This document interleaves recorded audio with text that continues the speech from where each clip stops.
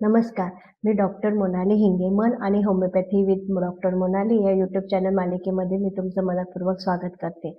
Doctor म्हणून practice करत असताना अनेक पेशंट भेटतात आणि प्रत्येक पेशंटचा एकच प्रश्न असतो, मला हा आजार का झाला?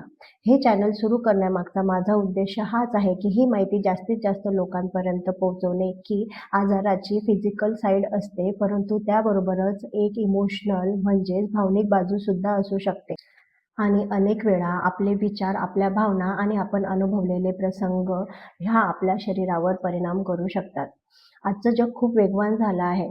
सकाळपासून रात्रीपर्यंत धावपळ, कामाचा ताण, आर्थिक चिंता, घरच्या जबाबदाऱ्या, नात्यातील गैरसमज या सर्वांमध्ये आपण कधी आपल्या भावनांचा विचारच करत नाही. रडायचं असतं तरी सुद्धा रडू शकत नाही. राग आला गप्प बसतो. मन दुखावलं सर्व ठीक आहे असं म्हणून शांत राहतो, पण ह्या भावना दिवसेंदिवस शरीरामध्ये साचत जातात आणि जीएनएमच्या संकल्पनेनुसार अशा सर्व भावना आपल्या शरीरावरती परिणाम करतात. आता तुम्ही म्हणाल जीएनएम म्हणजे जीएनएम हा एक आरोग्यविषयक सिद्धांत आहे. तो जर्मनीतील रायकी गिड हॅमर यांनी मांडला आहे.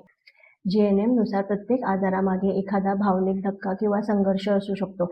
मेंदू, मन आणि शरीर हे एकमेकांशी जोडलेले असतात. भावनिक संघर्षानंतर शरीरात काही जैविक बदल घडून येतात आणि ते नंतर लक्षणांच्या स्वरूपात दिसू शकतात.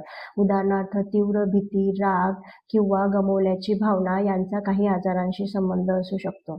जीएनएम हा मन आणि शरीर संबंध समजून घेण्याचा एक दृष्टिकोन आहे, पण आरोग्यविषयक समस्येसाठी पात्र डॉक्टरांचा सल्ला आता प्रश्न पडतो, यामध्ये होमिओपॅथीची भूमिका काय? होमिओपॅथीमध्ये फक्त आजार नाही तर तुम्ही एक व्यक्ती म्हणून कोण आहात, तुमचा स्वभाव, तुमच्या रिॲक्शन, तुमच्या आयुष्यातील महत्त्वाच्या घटना, तुमचा स्ट्रेस या सर्वांचा विचार करून मेडिसिन निवडली जाते. कारण होमिओपॅथीमध्ये पेशंटला बरे करण्यावर भर दिला जातो, आजारावर नाही. म्हणूनच प्रत्येक व्यक्तीची औषध ही वेगवेगळी असू शकते.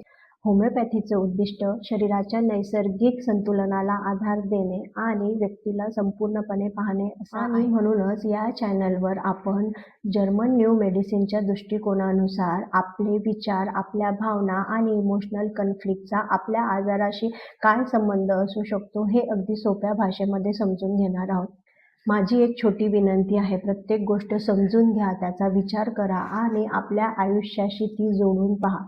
कारण स्वतःला समजून घेण्याची सुरुवात हीच आपल्या आरोग्याच्या प्रवासातील एक महत्त्वाची पायरी ठरू शकते. जर तुम्हालाही शरीर, मन आणि होमिओपॅथी यांच्यातील संबंध समजून घ्यायचा असेल तर मन आणि होमिओपॅथी विथ डॉक्टर मोनाली या यूट्यूब चॅनलला सबस्क्राईब करायला विसरू नका. लाईक करा आणि कमेंटमध्ये नक्की सांगा तुम्हाला पुढील व्हिडिओ कोणत्या आजारावर पाहायला आवडेल. चला तर मग पुढील व्हिडिओमध्ये एका नवीन विषयासह पुन्हा भेटूया. तोपर्यंत निरोगी राहा, आनंदी राहा आणि लक्षात ठेवा, शरीराची काळजी जितकी महत्त्वाची तितकीच मनाचीही. नमस्कार.